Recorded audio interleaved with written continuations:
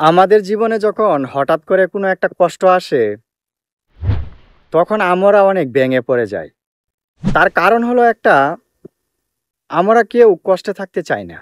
আমরা সবাই চাই সুখে থাকার জন্য। আর যখন হঠাৎ করে একটা মানুষের জীবনে কোনো একটা কারণে তার কষ্ট শুরু হয়, তখন সেই মানুষটি অনেক বেশি ভেঙে পড়ে যায়। এত বেশি ভেঙে পড়ে যায় ওই ব্যক্তি যে কষ্ট সে আরো সুযোগ পেয়ে বসে তাকে আরো বেশি কষ্ট দেওয়ার জন্য।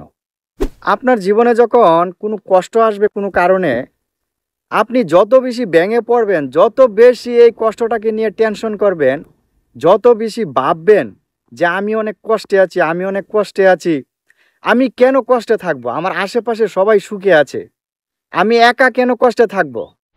আর তখনই এই কষ্টগুলা আপনাকে আরো আঁকড়ে পিষতে ধরবে। আপনি এই কষ্ট থেকে বেরিয়ে আসতে পারবেন না।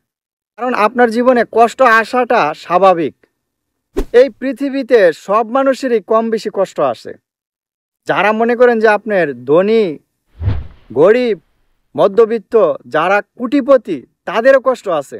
কোনো মানুষ বলতে পারবে না যে আমার কষ্ট নেই, বুকের মধ্যে হাত দিয়ে। সবারই কোনো না কোনো ক্ষেত্রে আপনার কষ্ট আছে।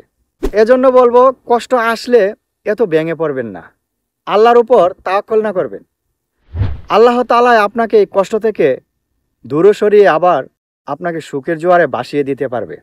যদি এভাবে ভেঙে পড়ে যান দিনের দিন, দিনকে দিন, তখন আপনার কি হবে? তখন আপনি এই কষ্ট থেকে আপনার এত স্ট্রেস চলে আসবে, আপনার এত টেনশন চলে আসবে মাথার মধ্যে। এই টেনশন থেকে আপনাকে বিভিন্ন রোগ এসে আপনাকে চাপ দেবে। আর যখন আপনি রোগী হয়ে যাবেন এই কষ্ট থেকে আপনি টেনশন করতে করতে একদিন অনেক বড় একটা রোগে পরিণত হবে। এজন্য বলবো, কষ্ট আসবেই। কষ্ট থেকে কিভাবে বেরিয়ে আসা যায় ওই জিনিসটা নিয়ে আপনি চিন্তা করেন। আপনি যদি চিন্তা করেন যে আমি কেন কষ্টে থাকব, আমার আশেপাশে কেউ কষ্টে নেই, আমি একা কেন কষ্টে থাকব। আরে ভাই, আপনি একা কষ্টে নেই। এই দুনিয়ার মধ্যে, এই পৃথিবীর মধ্যে সবাই কম বেশ, সবার ক্ষেত্রেই কম বেশি কষ্ট আছে।